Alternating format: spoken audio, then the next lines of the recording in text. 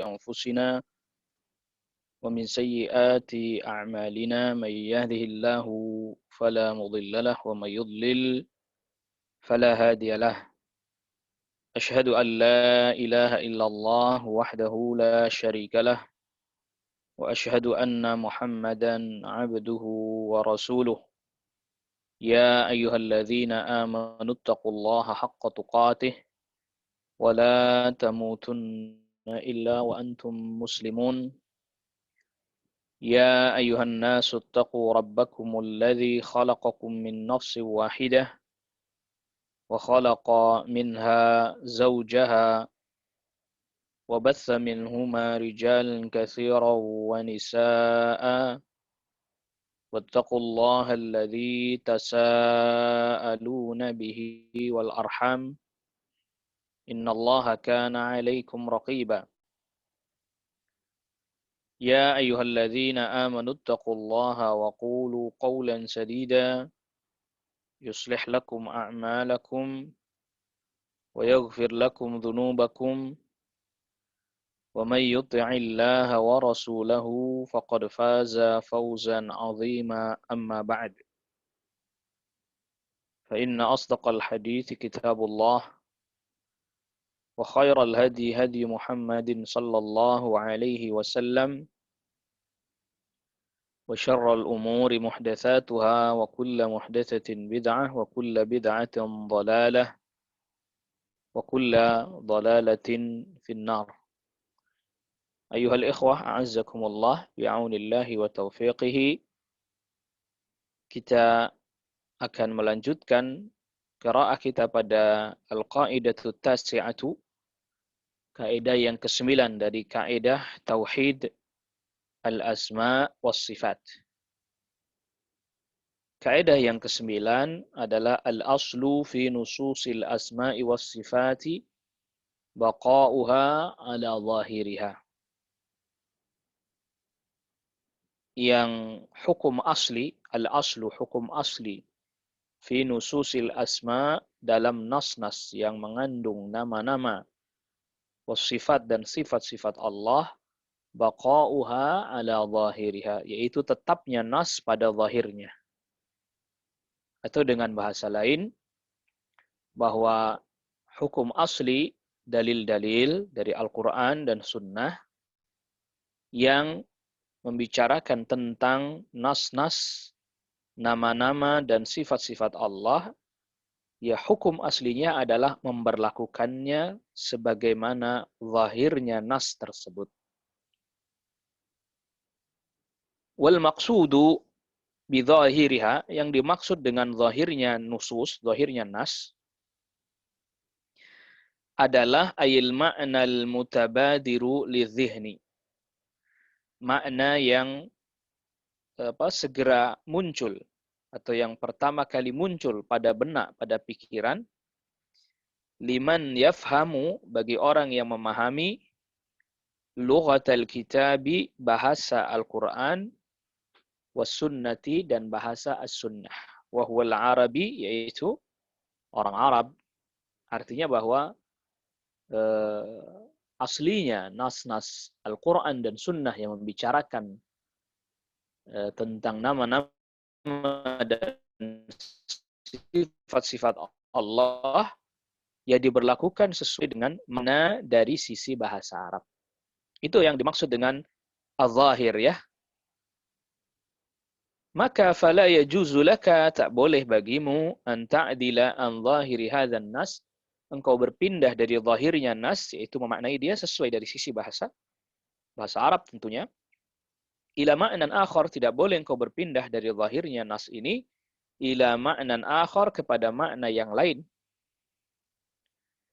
illa idza ja'aka dalilun, kecuali apabila telah datang dalil kepadamu, yang quluka, yang memindahkan engkau, minadh zahir, dari makna yang zahir, ilal muawwal, kepada takwil, makna yang ditakwil. Makna yang ditakwil itu bukan makna yang sebenarnya, ya. Ya, jadi makna al-muawwal maksudnya adalah makna yang ditakwil, yang bukan makna sebenarnya. Jadi hukum aslinya ya kita harus tetap mengambil makna yang zahir dari lafaz tersebut.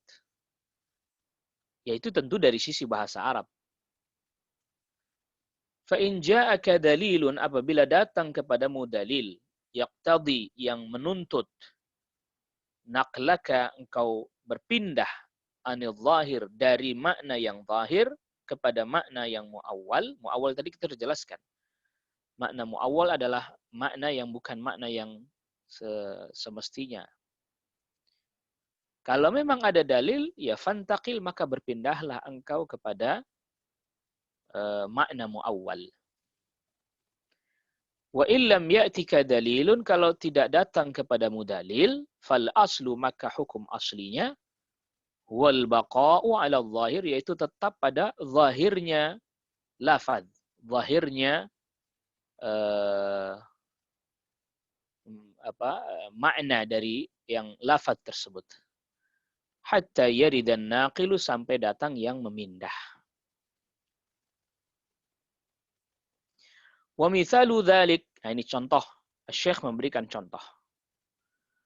Wa mithalu dzalika, contohnya, contoh hal itu adalah lafzatul jannah, lafaz al-jannah. Lafaz surga, jannah. Jannah ini memiliki dua makna ya.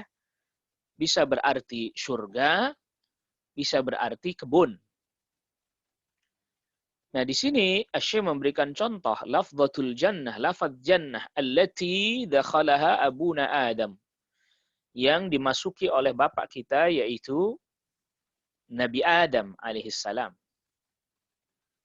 Fi qaulihi ta'ala, dalam firman Allah Ta'ala, udkhul anta wa zawjukal jannata, masuklah engkau dan istrimu al-jannata, ke surga. Faminhum man hamalaha ala zahiriha. Di antara mereka, antara para ulama tafsir, ada yang apa?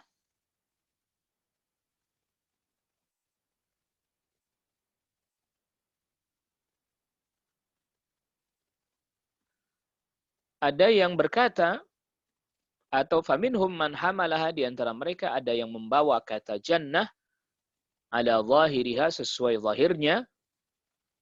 Wa minhum man hamalaha ala ma'nan akhar, sebagian mereka ada yang membawanya kepada makna yang lain. Faminhum man qala, di antara mereka ada yang berkata, hiya bustanun fil ardi, yang dimaksud dengan jannah adalah bustanun, kebun, fil ardi, yang ada di bumi. Wa minhum man qala, dan di antara mereka ada yang berkata, hiya jannatul khuldi, dia adalah jannatul khuld, ya, surga yang kekal. Allati sayadkhuluhal mu'minuna, yang akan dimasuki oleh orang-orang beriman. Ini bagaimana ini? Kalau kita menghadapi seperti ini. Fanarju'u fi hadzal khilafi, maka kita kembali dalam perselisihan ini, kembali kepada ila qaidati wujubil baqa'i ala zahir, pada kaidah wajibnya menetapkan makna lafaz yang zahir. Wa huwa, yaitu annal adillata syar'iyyah, bahwa dalil-dalil syar'i idza urrifat, apabila di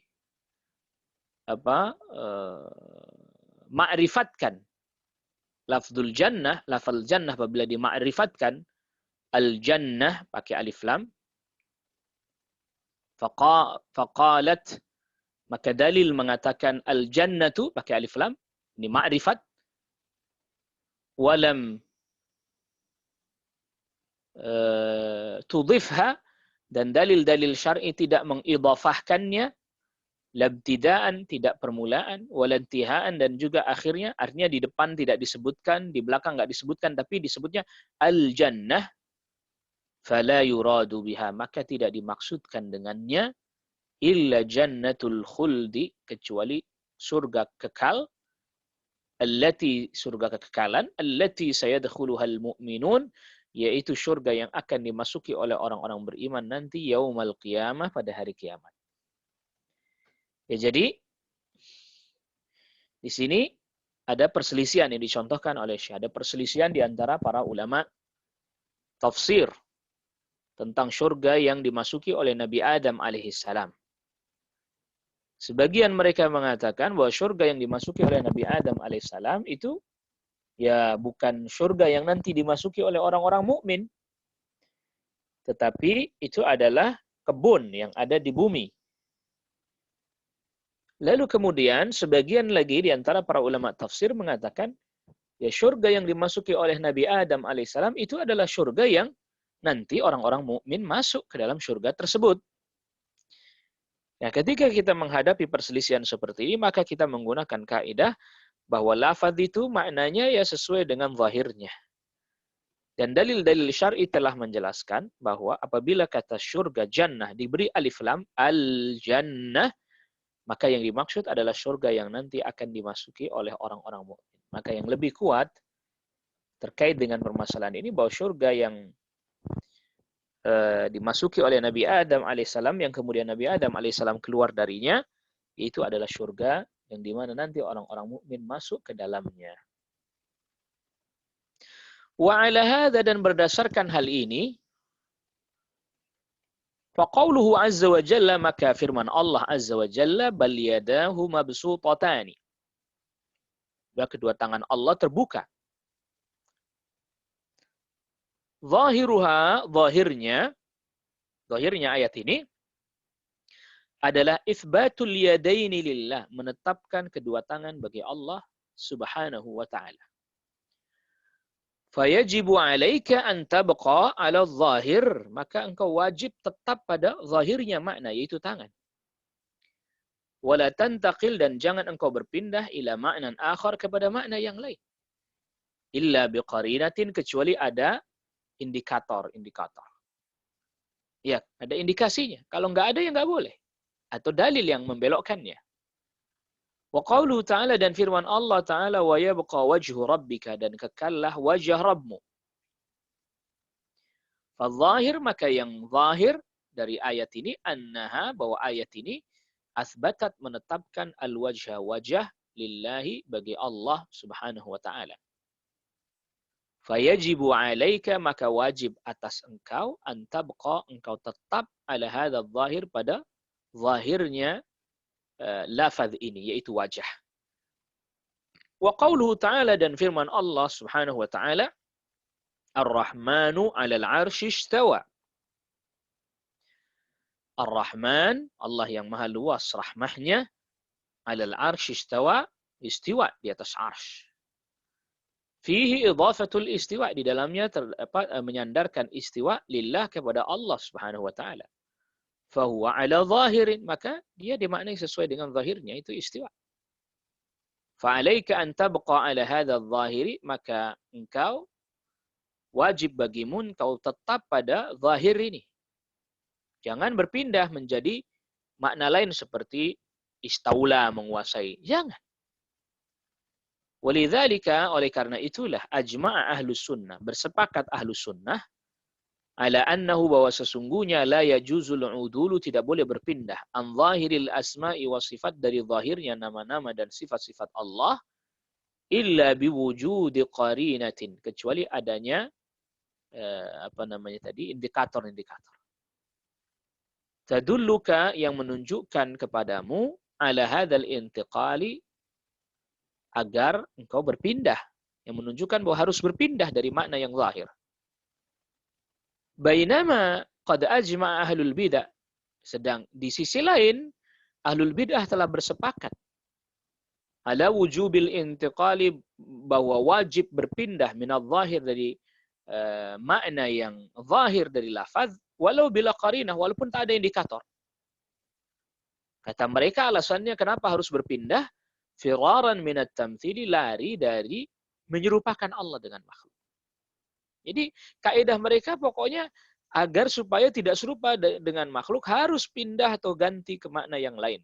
Tidak boleh wajah diartikan wajah, karena nanti jadi serupa dengan makhluk, kata mereka. Maka ganti dengan zat. Tangan tidak boleh diartikan dengan tangan, tapi artikan dengan kekuatan. Kekuatan atau kekuasaan misalnya, atau ingin memberikan rahmah misalnya. Alasannya satu, ya, supaya tidak serupa.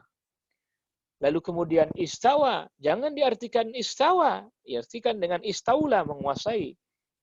Dalilnya apa? Alasannya mereka, ya lari dari apa? Tamsil, agar tidak serupa dengan makhluk. Jadi itu kaidahnya ahlul bidah.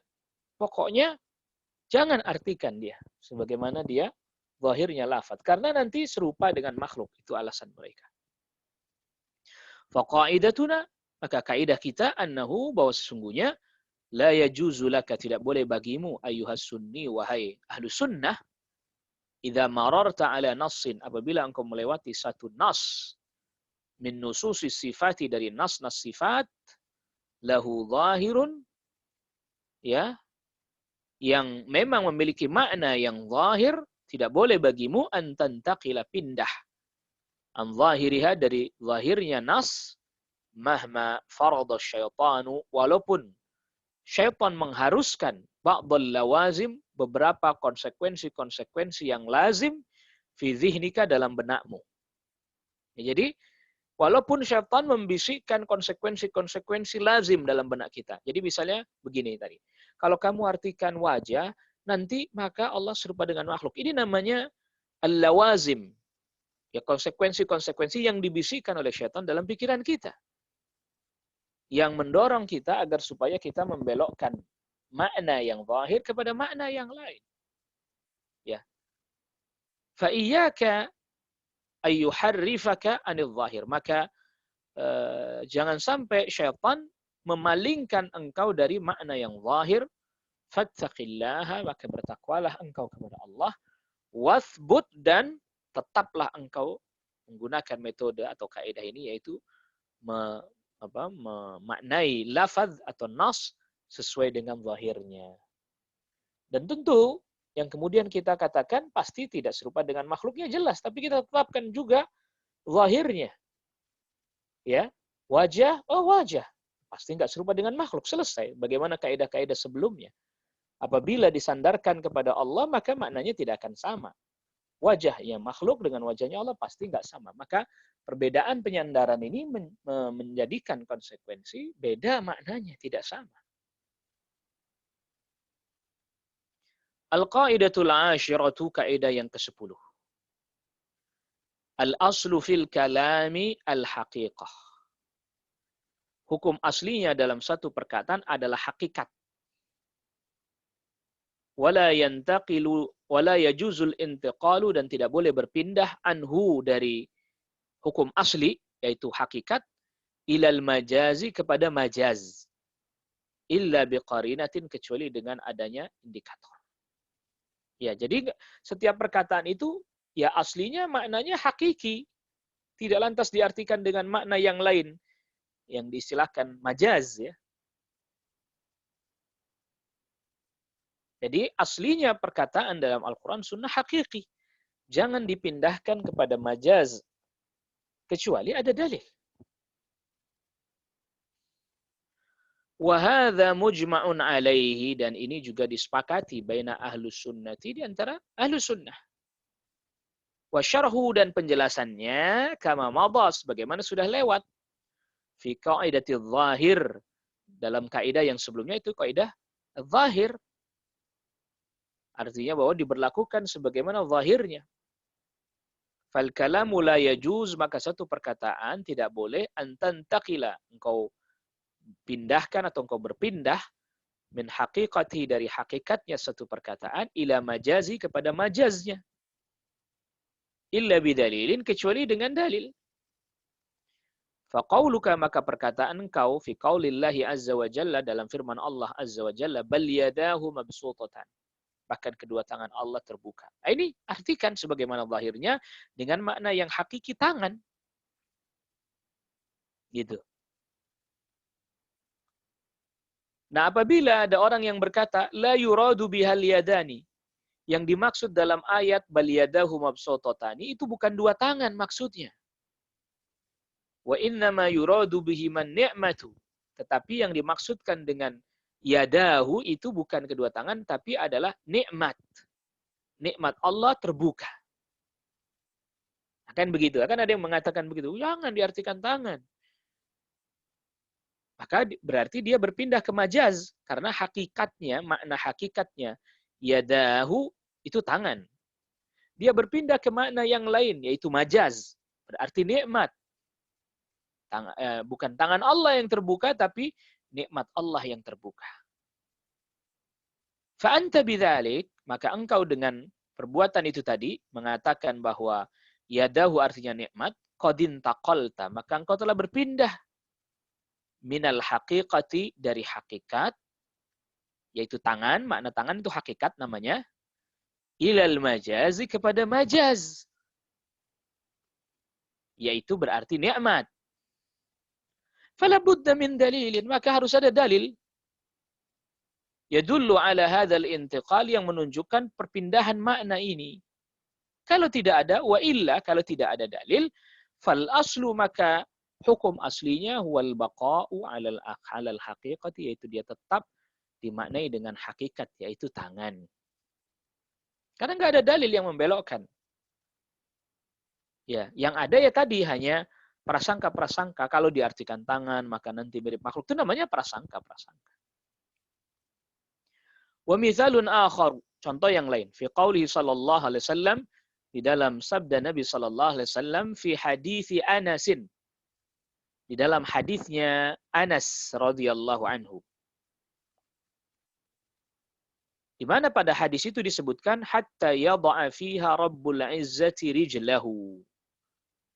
Hatta yada'a, sehingga meletakkan fiha, pada neraka, rabbul izzati, Rabb Allah al-izzah yang memiliki perkasaan, rijlahu, kakinya Allah.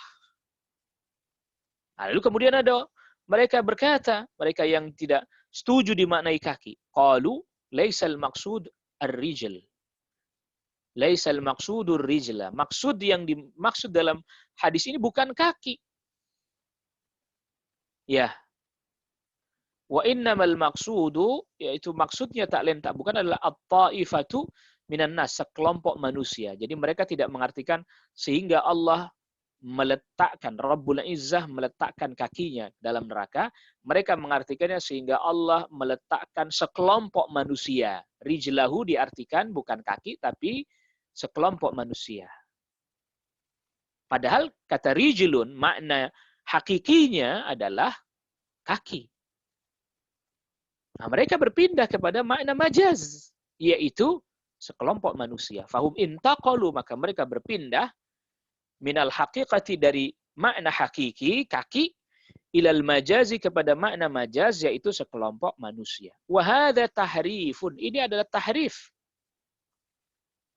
Artinya merubah makna tanpa ada dalil. Walidzalik, oleh karena itu, fa ahlus sunnati, ahlus sunnah yabqauna, mereka menetapkan alal haqaiqi, pada makna yang hakiki, fi nususil asma'i, dalam nas-nas nama-nama, was-sifati, dan sifat-sifat Allah, wala yantaqiluna anha, dan mereka tidak berpindah dari makna hakiki ila majazatiha, kepada makna majaz, illa idza warada dalilun, kecuali apabila datang dalil, yadulluhum, yang menunjukkan kepada mereka, ala hadzal intiqali, kepada berpindah ini. Jadi kalau memang tidak ada dalil yang menunjukkan harus berpindah kepada makna majaz, ya tetap pada makna yang hakiki. Seperti tadi sudah disebutkan, kaki, sebutkan kaki.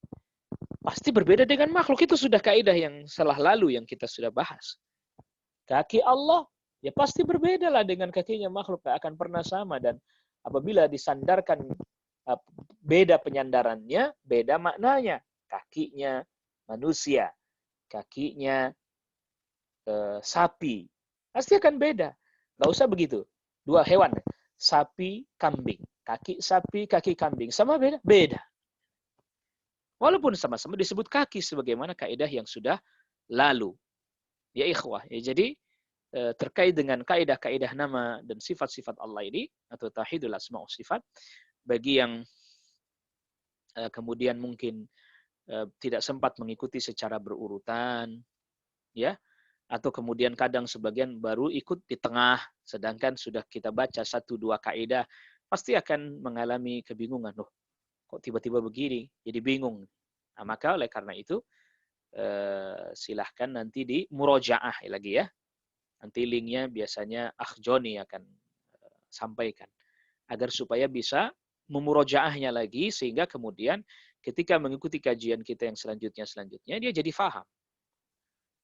Ya, karena memang aslinya bab nama-nama dan sifat-sifat Allah ini tidak sulit, tidak mudah. Namun kemudian karena terlampau banyaknya syubhat dan seterusnya, sehingga kemudian terjadi kerancuan-kerancuan. Nah, al-qaidatul hadiyata asyrata. Ya, al-hadiyata asyrata, al-qaidatul hadiyata asyrata, kaidah yang ke-11. Dan ini kaidah yang sangat penting.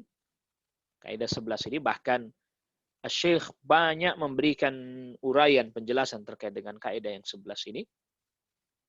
Karena ini sekaligus membantah sebagian orang yang mengatakan bahwa apabila ada dalil bertentangan dengan akal.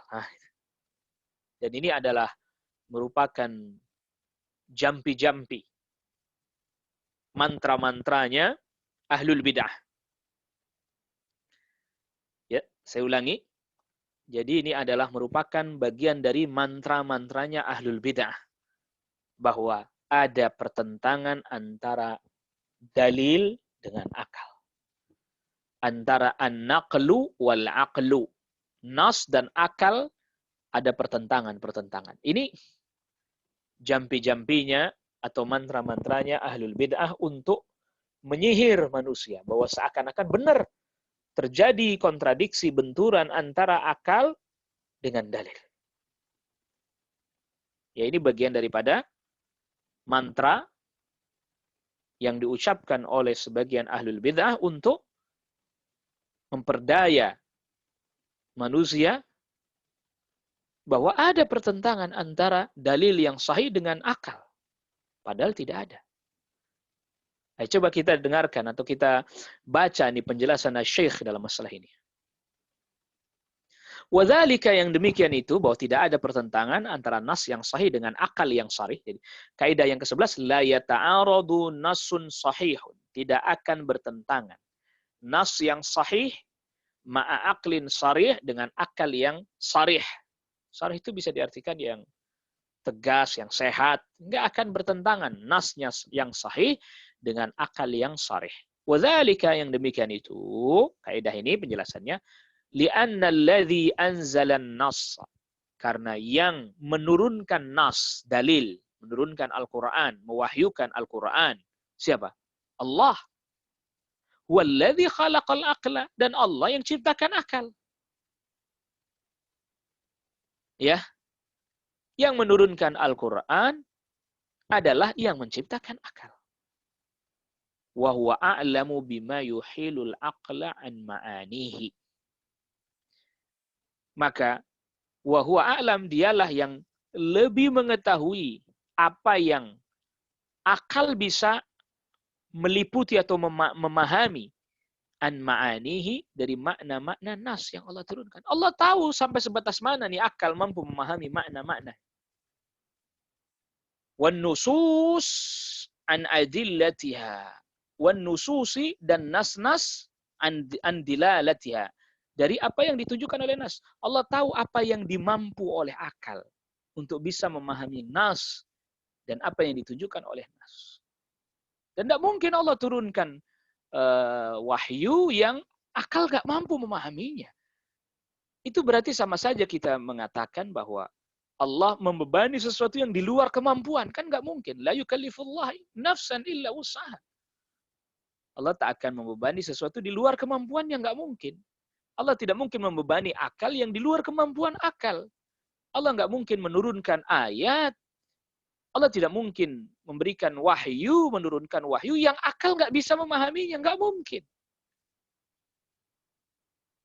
Itu sama saja kita katakan bahwa Allah membebani sesuatu di luar kemampuannya, dan itu juga mustahil. Allah telah firmankan tadi, la yukallifullah nafsan illa usaha. Lagi pula juga kalau kita katakan bahwa itu bertentangan atau akal tidak bisa memahaminya, itu berarti sama saja kita mengatakan bahwa Allah menurunkan sesuatu yang nggak bisa difahami oleh makhluknya sendiri. Yaitu akal nggak bisa memahaminya. Lah terus buat apa diturunkan wahyu kalau akal nggak bisa faham? Fala yumkinu abadan, maka tidak mungkin sampai kapanpun. Ayyatiya nassun sahihun, datang nas yang sahih, yata'aradu ma'a aqlin sarih, yang bertentangan dengan akal yang sehat. Nggak mungkin bertentangan. Wa idza qulna, apabila kita mengatakan aqlun sarih, ini maksudnya aqlun sarih menurut Syekh ini adalah ail aqlus salimu, akal yang selamat, minal afatid dakhilah alaihi, dari berbagai macam kerusakan-kerusakan yang masuk pada akal. Di akal yang selamat dari hal-hal yang rusak, yang penyakit yang masuk ke dalam akal tersebut. Wallati tujibu tirabahu, yang bisa menyebabkan goncangnya akal. Wa adama fahmi, dan tidak mampu akal memahami. Wa ighlaqa darbil fahmi sahih alaihi, dan bisa menutup jalan pemahaman yang benar bagi akal. Jadi akal yang selamat dari penyakit yang memasukinya, yang menyebabkan dia jadi goncang, nggak bisa paham, sulit memahami. Itu namanya akal yang selamat. Famata makana syartani mutawaffiraini, maka apabila dua syarat ini terpenuhi, bahwa akal itu sehat, selamat, tidak ada penyakit-penyakit yang merusak, yang membuat dia goncang, sulit memahami. Apabila itu terpenuhi dua hal ini, fakana an-nassu sahihan, dan nasnya sahih, wal aqlu saliman, dan akalnya selamat tadi dari penyakit-penyakit, fa uqsimu billahi salasata aiman, aku bersumpah dengan nama Allah 3 kali sumpah. Annahu, bahwa sesungguhnya, la yumkinu ayyata'arada abadan, tidak mungkin bertentangan antara akal dengan nas sampai kapanpun akan. Asalkan tadi akalnya sehat, akalnya selamat. Jadi ayuhal ikhwah, a'azzakumullah, Masya Allah, dari penjelasan Syekh ini, maka kita bisa dapati pelajaran. Ya, di antara pelajarannya adalah bahwa bukan hanya badan saja yang butuh akan kesehatan, tetapi akal juga butuh sehat. Dan akal yang sehat, vitaminnya adalah ilmu. Ya, akal yang sehat, vitaminnya adalah ilmu. Vitaminnya akal sehat adalah ilmu, ya akhi. Makanya hati kita atau akal kita seringkali sulit memahami sesuatu. Ya, sulit menangkap sesuatu dan seterusnya. Tak lain tak bukan karena ya tidak mendapatkan asupan yang semestinya. Itu asupan ilmu yang sahih berdasarkan nas yang sarih. Maka oleh karena itu ketika akal seringkali digunakan untuk memikirkan sesuatu yang rancu, yang syubhat, maka kemudian akal akan menjadi sakit.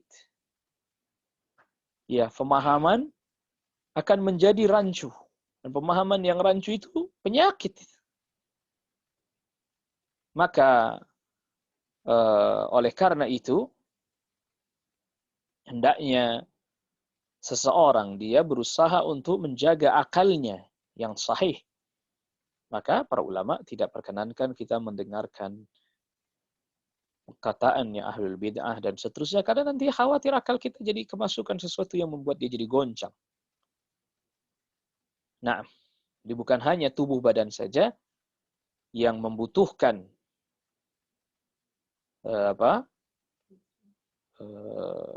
nutrisi dan gizinya, tapi juga akal. Ini terutama akal. Maka kita lanjutkan perkataan Syekh. Falidzalika walidzalika, oleh karena itu, fajami'u man idda'a ta'arudan.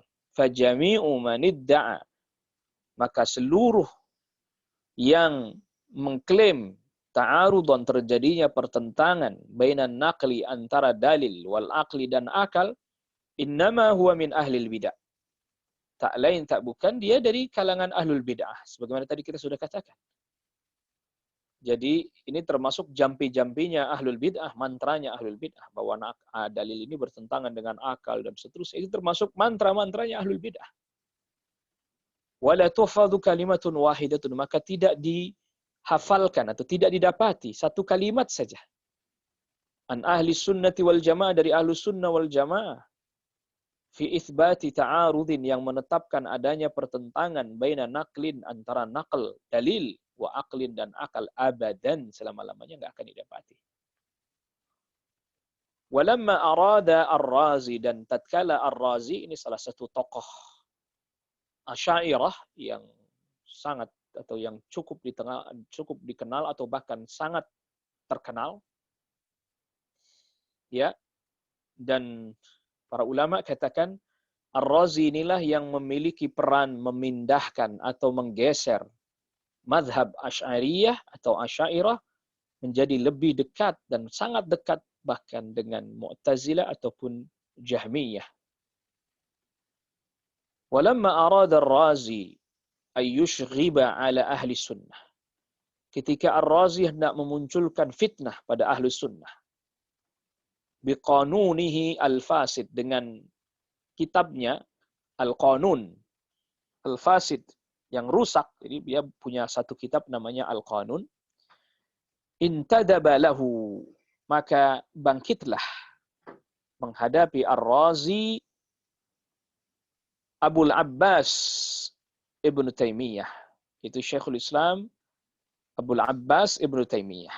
Likasri hadzal qanuni, untuk menghancurkan kitab Al-Qanun ini. Maksudnya menghancurkan, membantah, ya. Kitab Al-Qanun itu artinya undang-undang akal lah kalau bahasa kitanya. Jadi Ar-Razi bikin satu kitab, tajuknya undang-undang akal. Yang ini kemudian dibantah oleh Syekhul Islam Ibnu Taimiyah. Fi kitabin, dalam satu kitab, ismuhu, namanya adalah Dar'u Ta'arudil Aqli wan Naqli, menolak adanya pertentangan antara akal dan dalil. Fa'athbata, maka menetapkan Syekhul Islam fihi, dalam kitabnya, itu Dar'u Ta'arudil Aqli wan Naqli, annahu mata masahhan nassu, bahwa sesungguhnya kapan nas itu sahih, fasayattafiqu ma'al aqli, pasti akan bersesuaian dengan akal. Wa ajaba fi hadzal kitabil azimi, dan Syekhul Islam menjawab di dalam kitabnya yang agung ini, an jami'i ma yadda'una fihi minan nususi annahu mukhalifun lil uquli.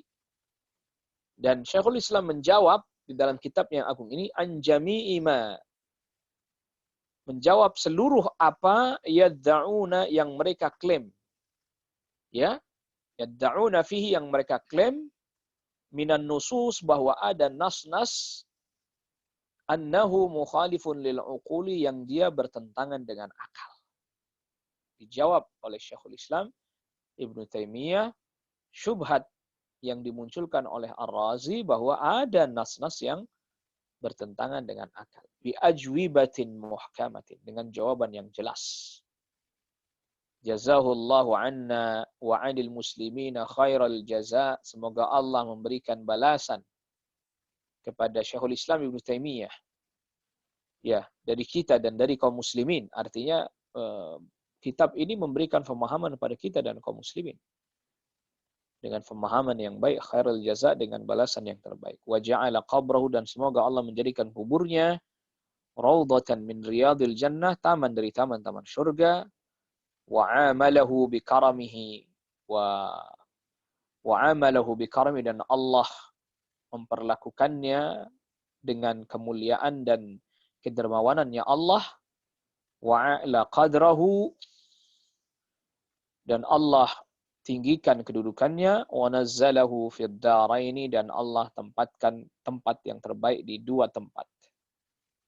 Artinya di dunia tempat beliau ditinggikan dan di akhirat juga. Wa nadhkuru huna mithalain. Dan kita sebutkan di sini dua contoh. Mimma yaz'umuna, dari apa yang mereka sangka, annahu muta'aridun, bahwa sesungguhnya ada dalil yang bertentangan ma'al akli, dengan akal. Al-awwal, yang pertama, fi hadisi Abi Hurairah, tadi dalam hadisnya sahabat Abu Hurairah radhiyallahu anhu. Anin Nabi sallallahu alaihi wasallam, dari Nabi sallallahu alaihi wasallam, fima yarwihi an rabbih, dalam apa yang diriwayatkan oleh Nabi dari Rabbnya, yaitu hadis qudsi. Wal haditsu fi sahih, dan hadis ini terdapat dalam Sahih Muslim. Qala, Allah Azza wa Jalla berfirman, abdi, hambaku, ju'tu, saya lapar, aku lapar. Falam tut'imni, maka mengapa engkau tidak berikan makanan kepadaku? Maridtu, aku sakit. Falam ta'udni, kenapa engkau tidak menjengukku? Ila akhiril hadis, sampai akhir hadis. Qala ahlul bid'ah, berkata ahlul bid'ah, inna hadzan naqla, ini dalil, yata'aradu, bertentangan, ma'al aqli, dengan akal. Kullal mu'aradah, dengan pertentangan yang sangat jelas. Wal wajibu, maka hal yang wajib dilakukan adalah nasfuhu, ya menolak dalil ini. Wa ilgha'uhu, dan membiarkannya, artinya dibatalkan ya. Wa ibtaluhu, dan dibatalkan. Masa dalam hadis disebut Allah lapar, Allah sakit? Ya, li'annal aqla, karena akal kita, yufridu, mewajibkan, wujuba, wajibnya, itsbati sifatil kamali, menetapkan sifat-sifat kesempurnaan bagi Allah. Akal kita mewajibkan kita harus menetapkan sifat kesempurnaan bagi Allah. Wa nafyi sifatin naqsi, dan menolak sifat kekurangan. Itu akal kan mewajibkan kita harus menolak sifat kekurangan. Sedangkan wahadal hadisu, dan hadis ini, yuthbitu, menetapkan sifatin naqsi, sifat kekurangan. Lillah, bagi Allah. Kalau begitu, fahuwa, maka hadis ini, dalil ini, yata'aradu, bertentangan, ma'al akli, dengan akal. Kata Syekh, ini perkataan di ahlul bid'ah ini. Faqala ahlu sunnah. Maka berkata ahlu sunnah, la yata'aradu ma'al akli. Dia tidak bertentangan dengan akal. Bal huwa muttafiqun ma'al aqli kullal ittifaqi, bahkan dia bersesuaian dengan akal sepenuhnya. Falau kanat uqulukum salimatan, kalau seandainya akal kalian selamat, nadijatan, matang, laisa fiha afatun wala maradun, tidak ada penyakitnya, la fahimtum hadzan nassa, niscaya kalian akan memahami nas ini. Lakin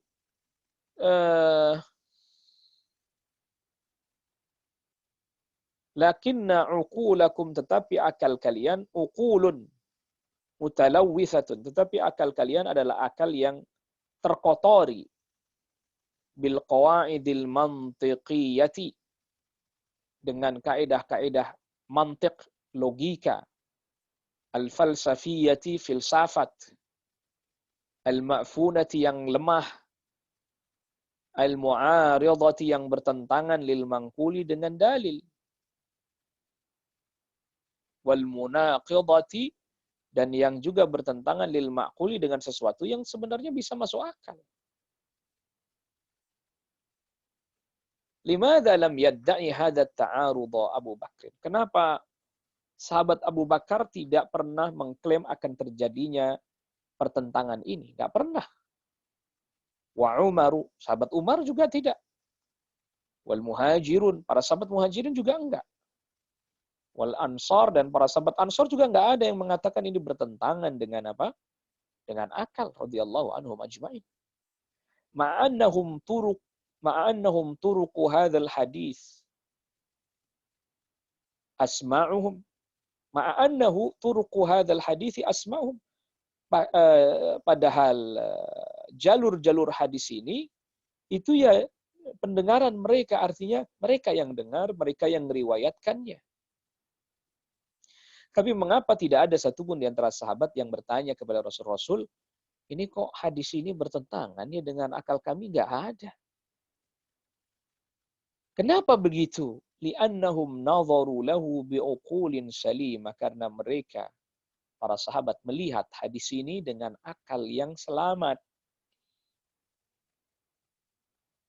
Akal mereka selamat. Maka di sini juga jadi nampak bahwa pemahamannya salaf, fahmu salaf menjadi pegangan. Kenapa? Karena mereka akalnya selamat.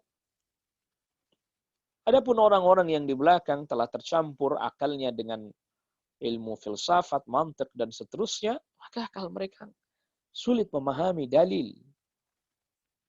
Sehingga berat bagi mereka tatkala mendengar hadis seperti ini. Abdi, ju'tu, wahai hambaku, aku lapar. Kok Allah lapar?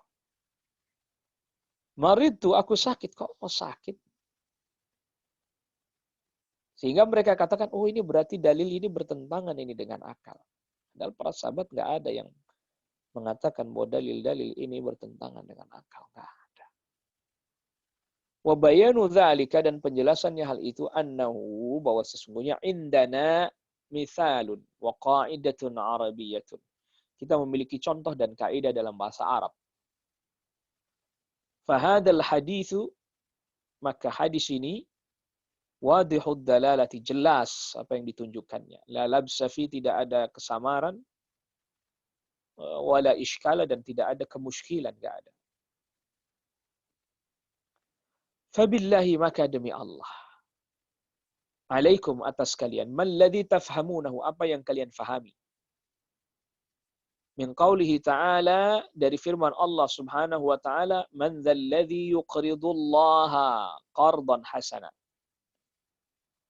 Siapa yang meminjamkan Allah, menghutangi Allah dengan pinjaman atau hutang yang baik. Fahal yafhamu ahadun, apakah ada satu orang yang memahami? Annallaha ta'ala, bahwa sungguhnya Allah ta'ala yastaqridu, meminta pinjaman atau hutang, haqiqatan, sebenarnya, min ibadi, dari hambanya, bahwa Allah benar-benar minta supaya dihutangi dari hambanya. Wal jawab bitab'i la, jawabannya pasti enggak. Enggak ada yang memahami bahwa Allah butuh dihutangin oleh hambanya, enggak ada. Walakinnal arabiyyah, tetapi orang Arab, yang dimaksud orang Arab ini orang Arab ketika ayat turun, ketika hadis disampaikan, karena bahasa pun mengalami banyak pergeseran-pergeseran ya. Bahkan orang-orang Jahmiyah telah masuk ke sisi bahasa, begitu juga Mu'tazilah.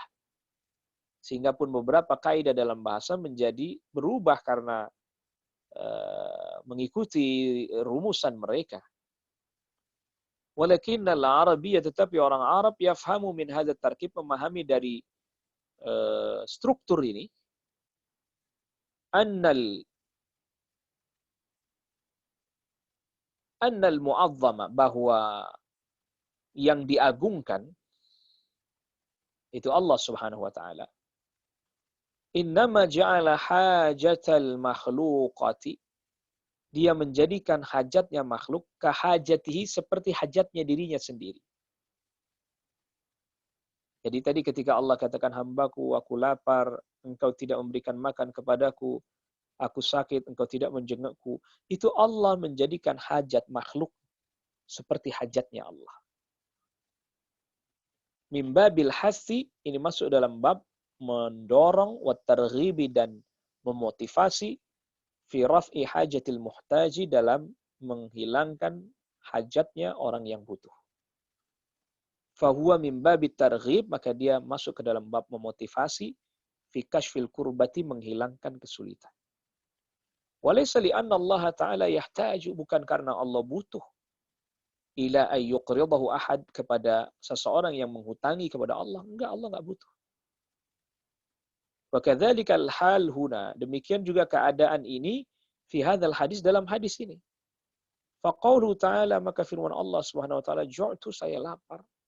Laisal ju' mudhafan ila Allah Ta'ala haqiqatan, bukanlah lapar itu disandarkan kepada Allah yang sebenar-benarnya. Balil ju', tetapi lapar yang dimaksud di sini ju'ul 'abdi haqiqatan, itu laparnya hamba yang lapar, bukan Allah. Walakin Allah Ta'ala, tetapi Allah Ta'ala arada, menginginkan, hasan nufus, memotivasi jiwa, ala raf'il ju', agar supaya menghilangkan rasa lapar, wal hajati, dan kebutuhan, anil muhtaj. Ini anil muhtajin ya, dari orang-orang yang butuh. Walidzalika qala fi akhiril hadis, oleh karena itu Allah firmankan di akhir hadis, wa kaifa taju'u. Ada orang yang bertanya, bagaimana engkau lapar ya Allah? Wa anta rabbul alamin, sedangkan engkau adalah rabbul alamin, Rabb seluruh alam. Lalu Allah katakan, qala, Anda rabbul alamin, masa Anda lapar ya Allah? Lalu kemudian Allah firmankan, ama alimta, tahukah engkau? Tidakkah engkau tahu? Anna abdi fulanan ja'a, bahwa sesungguhnya hambaku fulan dia lapar. Walam tut'imhu, dan engkau tidak memberikan makan kepadanya. Jadi yang lapar yang dimaksud itu bukan Allah, ada hamba yang lapar. Tapi Allah katakan aku lapar, itu tadi menempatkan hajatnya orang yang butuh seperti hajatnya Allah, agar supaya kita terdorong untuk membantu orang-orang yang butuh tersebut. Ama innaka law at'amtahu, kalau seandainya engkau memberikan makan kepadanya, la wajadta dzalika indi, maka engkau akan dapati hal tersebut di sisiku. Artinya pahala dari engkau memberi makan kepada orang yang lapar itu, engkau akan dapati di sisiku. Wa kadzalika fussira adh-dhama, ditafsiri lapar, haus, wal istisqa, dan minta minum, bidhama'il abdi, dengan hausnya hamba, wastisqaihi, dan butuhnya hamba untuk diberikan minum.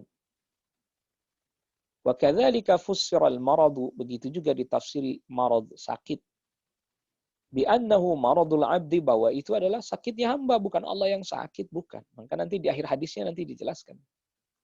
Fallahu ta'ala lam yaju', Allah Subhanahu wa taala tidak lapar. Walam yastasqi, dan tidak butuh diberikan minum. Walam yamrad, dan tidak sakit hakikatan, secara hakiki. Hasya wa kalla, enggak bakalan, enggak mungkin.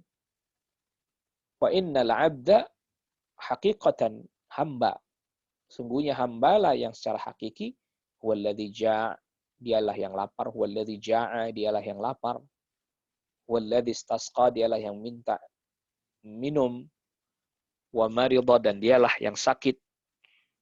Walakin jarat 'adatul Arabi, tetapi kebiasaan orang Arab berlaku, annahum, bahwa sesungguhnya mereka, yunazziluna hajatal maridi, mereka menempatkan kebutuhan orang yang sakit, annaha kahajatihim, itu seperti hajatnya mereka.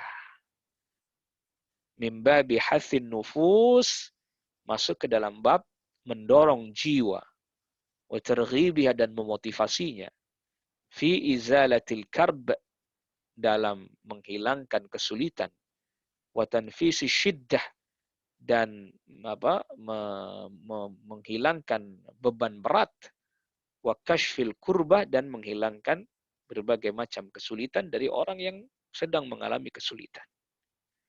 Falladhi tafhamuhu min qawli ta'ala, maka yang kau fahami dari firman Allah, man dzalladzi yuqridullaha qardan hasanah, siapa yang memberikan pinjaman kepada Allah pinjaman yang baik, itu maksudnya apabila ada orang yang membutuhkan pinjaman, bantu dia, itu maknanya, bukan berarti Allah yang butuh dipinjami. Ifhamhu, maka fahamilah pemahaman yang ada dalam firman Allah ini, minal hadisi, dari hadis tadi. Maka sebenarnya begini ya ikhwah, Syekh Muhammad Ibn Shalih Al-Utsaimin, begitu juga Syekh Hamad Amin Asy-Shinqiti, penulis kitab Adwaul Bayan. Sebatas yang Anda ketahui, mereka berdua mengikuti satu pandangan bahwa tidak ada majaz di dalam Al-Quran dan hadis. Yang ada itu adalah cara pengungkapan, uslub. Jadi orang Arab tuh mempunyai cara pengungkapan. Dia mengungkapkan sesuatu, misalnya supaya kita mau bantu orang itu, dia mengatakan bukan orang yang miskin itu lapar, tidak. Tapi dia ungkapkan orang yang mulia, orang yang kaya raya misalnya mengatakan, atau orang yang mulia, terhormat, dia katakan, aku lapar. Loh, bagaimana Anda lapar? Anda kan kaya raya, mulia. Maksudnya adalah ini, ada orang miskin lapar, bantulah dia. Begitu juga tadi Allah Jalla wa'ala ketika katakan aku lapar. Itu bukan berarti Allah, hamba itu. Tapi diungkapkan seperti itu agar supaya terdorong mereka yang mendengar perkataan ini membantu orang yang dalam keadaan lapar dan kesusahan. Nah, kita cukupkan dulu kajian kita di kesempatan pagi hari ini. Adapun contoh yang kedua, ini nanti kita bahas atau kita baca pada sebagaimana biasa di malam hari, ya.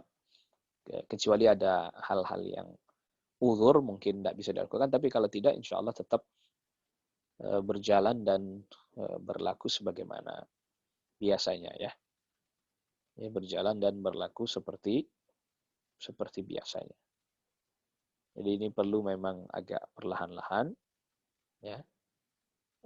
Karena ini disebutkan oleh Syekh dua contoh agar kita semakin bisa memahami ini. Karena terkadang ya ini tadi kekeliruan-kekeliruan karena menganggap ini bertentangan dengan akal, padahal tidak. Memang ini adalah merupakan bagian dari al-uslubul arabi, bagaimana orang Arab dalam mengungkapkan satu hal. Na'am. Wallahu ta'ala ala wa alam. Kita cukupkan dulu, ya, qiraah kita pada kesempatan kali ini. Ini ada beberapa pertanyaan udah masuk, ya. Bismillah, Assalamualaikum Ustaz. Semoga Ustaz dan keluarga selalu diberikan kesehatan dan istiqomah. Ana mau tanya Ustaz, Ana pernah dengar dari salah satu Ustaz, Al-Quran juga sebagai obat. Kita dianjurkan setiap membaca Al-Quran menyiapkan air untuk mendapatkan berkah dari kita membaca Al-Quran. Apa ini diperbolehkan Ustaz? Ya, na'am, wallahu alam. Saya belum dapati ini, ya, dalil yang menganjurkan. Jadi kalau Al-Quran ini sebagai obat, sahih. Ya, Al-Quran sebagai obat, sahih. Tapi kemudian dibacakan pada air untuk diminumkan. Nah, ini wallahu a'lam, saya belum dapati dalilnya. Yang baru saya dapati dalilnya adalah Nabi bacakan ayat-ayat Al-Quran pada air lalu kemudian dipakai buat mandi, ya. Kalau tidak salah ingat itu terkait dengan masalah sihir, orang yang terkena sihir atau semisalnya. Adapun baca Al-Quran lalu kemudian airnya diminum, wallahu a'lam, saya belum dapati dalilnya. Karena itu kan butuh dalil lagi, ya, menjelaskan tentang tata cara itu. Ya. Naam, wallahu a'lam. Assalamualaikum Ustaz. Waalaikumsalam warahmatullahi wabarakatuh. Di musim pandemi corona ini kita yang sudah salat 5 waktu dan tarawih di rumah dan sudah lebih 3 kali tidak hadir salat Jumat. Apakah boleh dan diterima secara syariat beriktikaf sebelum Ramadan di rumah? Terkait dengan itikaf. Itikaf itu kan sunnah, ya, tidak wajib. Ya. Itikaf itu sunnah, tidak wajib. Ya, artinya bahwa kalau dikatakan bahwa sah secara syariat itikaf di rumah, wallahu a'lam tidak. Tetapi semoga Allah Rabbul Alamin memberikan kita pahala iktikaf karena kita tidak bisa melakukannya sebab karena ada uzur. Ya, adapun salat isyraq atau salat awal duha tiap pagi ditegakkan di rumah, ya, fatwanya Syekh bin Baz wallahu a'lam boleh. Nah, Afwan Ustaz, apakah kajian sore pindah waktu? Karena sering buka pada pukul 4:30 jaringannya ada cuma kosong. Syukran. Ya, untuk qiraah yang sore memang tidak ada, dipindah di malam hari. Jadi sekitar jam 8:30, ya. Jam 20.30 baru kita mulai untuk qiraah sampai kurang lebih maksimal jam 9:30. Lalu kemudian Assalamualaikum warahmatullahi wabarakatuh Ustaz. Waalaikumsalam warahmatullahi wabarakatuh. Secara ringkas, sejak kapan, sejak zaman siapa ada penyimpangan bab tauhid asma wa sifat? Jazakallah khair. Kalau di zaman para sahabat, kalau bicara tentang penyimpangan dalam bab asma wa sifat, dari zamannya Rasul sallallahu alaihi wasallam udah ada. Ya, di zaman Rasul sallallahu alaihi wasallam sudah ada. Rasul sallallahu alaihi wasallam masih hidup sudah ada dalam bab nama misalnya contoh. Ya, misalnya mereka menamai berhala. Orang Quraisy kan menamai berhala. Mereka misalnya Lata. Itu dari al-ilah atau dari Allah. Cuman mereka buat jadi lafad untuk perempuan muannas. Jadi Lata. Begitu juga Uzza dari nama Allah Al-Aziz. Mereka rubah jadi nama berhala. Uzza, tapi Uzza ini perempuannya, bentuk perempuan. Sudah ada. Penyimpangan di masa Rasul sallallahu alaihi wasallam sudah ada, sudah. Ya. Dari masa Rasul sallallahu alaihi wasallam sudah ada. Nah, nanti akan terus bergeser lagi, terlebih ketika kaum muslimin mulai menerima filsafat atau membaca filsafat. Dan wallahu a'lam secara besar-besaran kitab-kitab filsafat diterjemahkan ke dalam bahasa Arab di zamannya Khalifah Harun ar-Rasyid. Ya, zaman Khalifah Harun ar-Rasyid, kitab-kitab filsafat Yunani, filsafat-filsafat barat itu diterjemahkan ke dalam bahasa Arab sehingga banyak orang yang kemudian membaca buku filsafat itu. Tapi kalau penyimpangan tentang nama dan sifat Allahnya sudah ada sejak zaman Rasul sallallahu alaihi wasallam. Orang Quraisy itu mereka menolak nama Allah Ar-Rahman, ya. Itu ada, sudah terjadi. Ya, tetapi memang ini yang kemudian menjadi bencana besar menimpa kaum muslimin, yaitu adalah ketika buku-buku filsafat Yunani diterjemahkan ke dalam bahasa Arab sehingga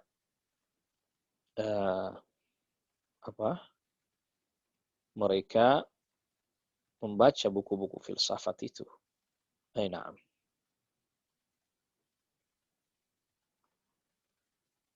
afwan Pak Ustaz, pelaku bid'ah selalu berdalih para salaf juga berbuat bid'ah dengan tri tauhid. Jazakallah khairan. Ini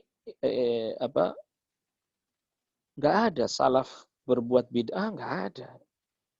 Lalu kemudian dengan tri tauhid, ini apa ini istilah-istilah begini? Kita sudah jelaskan berulang-ulang ya tentang masalah pembagian tauhid menjadi 3. Kita sudah jelaskan berulang-ulang. Ya, jadi itu bukanlah kebid'ahan. Ya, bahkan di salah satu risalah doktorah telah disebutkan ijma' dari salaf tentang adanya tauhid rububiyah, uluhiyah, dan al-asma wa sifat. Ini riwayat dari sahabat Abdullah bin Abbas, dari tabi'in seperti Ikrimah, Mujahid, dan yang lainnya.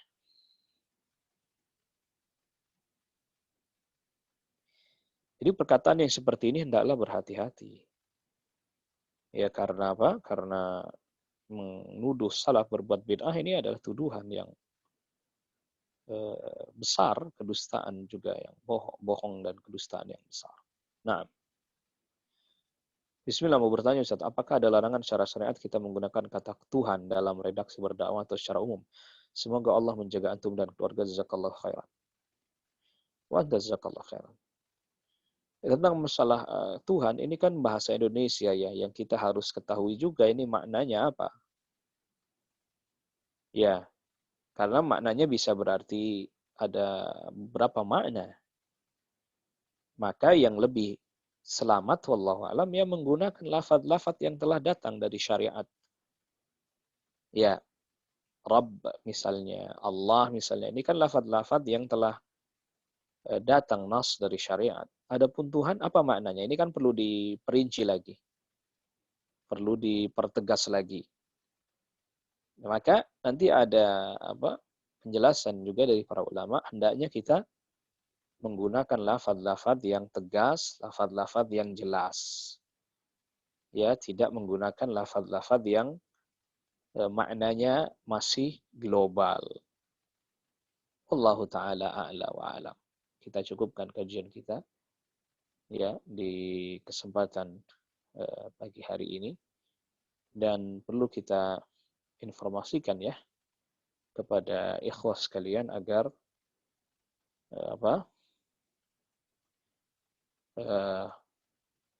ini terkait, sebelum kita tutup nih masih ada satu pertanyaan lagi. Assalamualaikum warahmatullahi. Izin bertanya Ustaz, kalau makna nansahum dalam ayat fal yawma nansahum kama nasu liqa yaumihim hadza. Ini telah dijelaskan oleh para ulama, di antara makna an-nisyan adalah at-tark, meninggalkan. Ya kami tinggalkan mereka, kami abaikan mereka. Jadi kata-kata an-nisyan itu juga berarti at-tark. Kami tinggalkan, kami abaikan mereka. Begitu. Dan itu dari sisi bahasa ada makna nansa berarti adalah kami tinggalkan. Kitanya saja yang minim dalam bahasa sehingga kita cuma tahu bahwa nasya yansa artinya lupa gitu aja. Padahal di antara maknanya juga adalah at-tarku, meninggalkan. Naam, kita cukupkan kajian kita. Wassallallahu ala nabiyina Muhammadin wa ala sahbihi wasallam tasliman katsira. Subhanakallahumma bihamdik, asyhadu an la ilaha illa anta astaghfiruka wa atubu ilaik. Assalamualaikum warahmatullahi wabarakatuh.